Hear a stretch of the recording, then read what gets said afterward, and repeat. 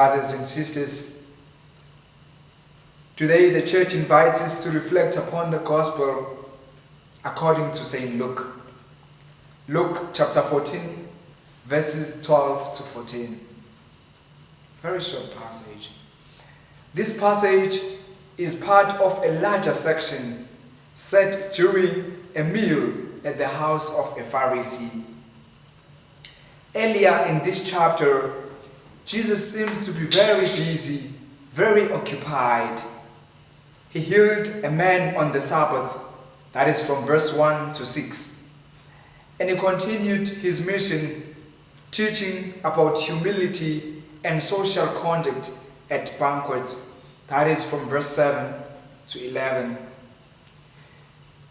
Before we delve into the gospel passage of today, I would like us to recall a few fundamental points regarding the narrative account of St. Luke. The peculiarity of the Lucan narrative. For that's how we can thoroughly get the message. The Lucan account portrays Jesus as a suffering servant who depicts utmost care, love, and compassion for the poor, for the marginalized, and the ostracized, the excluded, the outcasts. At that time, the time of Jesus, and in that culture which Luke writes within, the banquets were occasions to display social status, to build alliances, and reinforce hierarchical relationships. That means those who were rich used to invite the rich in order to have that relationship. And guests were often invited based on their ability to return the favor.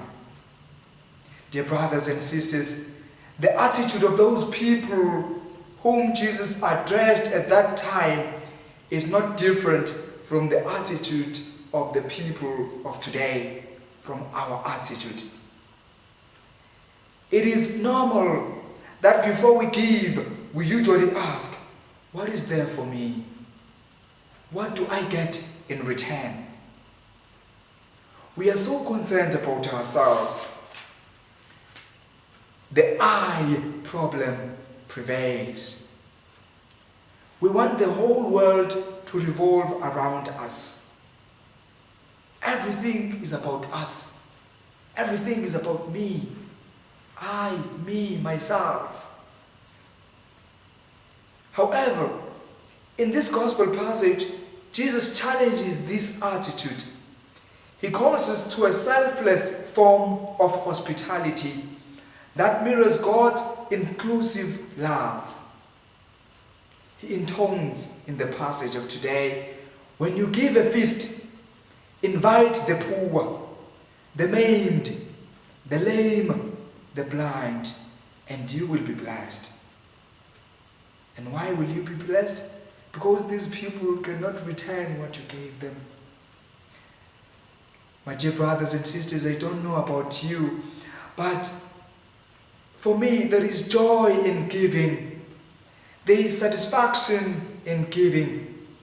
There is that feeling of easiness when you help someone, when you give someone, when you help someone, especially someone who is in need. Therefore, the gospel passage of today encourages us to give freely, for we have also received freely. Maybe one might argue, if I give to the poor, then what do I get? Well, you might not be rewarded in this life, but surely in the next life you will be rewarded.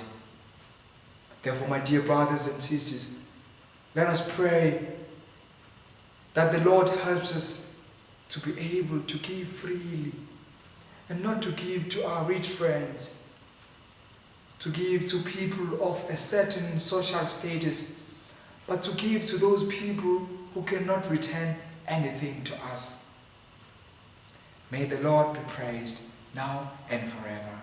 Lord, the light of your love is shining in the midst of the darkness shining. Jesus, light of the world, shine upon